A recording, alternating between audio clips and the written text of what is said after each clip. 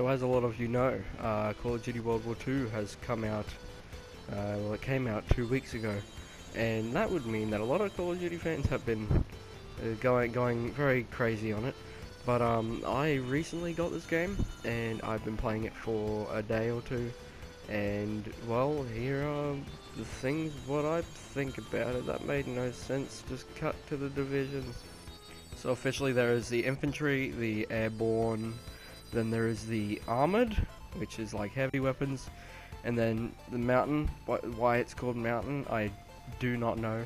And then there is the expeditionary. So all these divisions obviously will have pros and cons to them, some of them being able to wield different weapons or have different skills. Personally mine is the, well, my favorite would have to be the infantry, just because you're really good at assault rifles with that one. But so far, as you can see on the screen, that I've got a bit of gameplay of me playing, and like, don't worry, I am a very bad COD player, but I needed the footage, so here you go. But after playing the multiplayer for a while, I decided to go into the zombies, and the zombies are a lot better than you would expect, really. Because the last few zombies ones, they're like Shadows of Evil, that was pretty crap if you ask me. And then Infinite Warfare Spaceland wasn't too bad, but again, one map, and it's not even like, it's not necessarily a good map in my opinion. And this is a revision video, so just remember, everybody has opinions. So if you do not agree with one, I mean, go ahead, comment, I'm not gonna care. Now, just before I go on with the zombies part of the video, make sure you go and hit that subscribe button. Thank you, goodbye.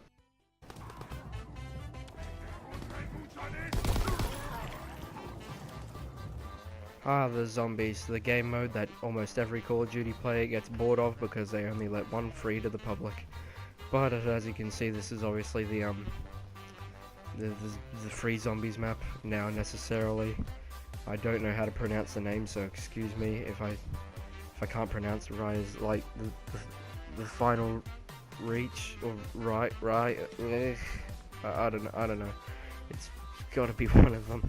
But anyway, so this is a pretty good map from what I played. I survived 19 rounds, actually no, 21 rounds. My first try. No need to brag there, but so there are a massive variety of weapons around the map, as well as the pack-a-punch room, giving me extreme anxiety because it is extremely small, and when there is a very fast zombie chasing you, it gives you a bit of a heart attack every now and then. But apart from that, it seems pretty good. It's not too hard, but also it's not too easy. I don't know any of the Easter eggs. I mean, I can't be bothered to do it anyway. But from what I know, the zombies and how I've played it, it works really well, and it's actually a little bit of hope considering most of the other ones have been pretty bad. Okay, so I'd like to point out a few similarities between the game and Battlefield 1. And the main one that I saw was the bayonet charge, because if you look at the bayonet charge from Battlefield 1 and the bayonet charge from World War II, they are very similar. Now, when I was recording some Battlefield 1 to compare it, I actually completely forgot to do a bayonet charge, and right now I'm not going to go and do it because I had to delete and reinstall the game because it was glitching around with a new update. So, I will play a clip of the World War II bayonet charge, and then you tell me what you think, if you think it's very similar as well. Now you can also do this little jab thing with the bayonet, which personally I think is pretty cool. It's a bit more of an original thing in a game, for once. So what I also found was that the pistol running animations were almost identical. So I have a couple clips here, and tell me what you think.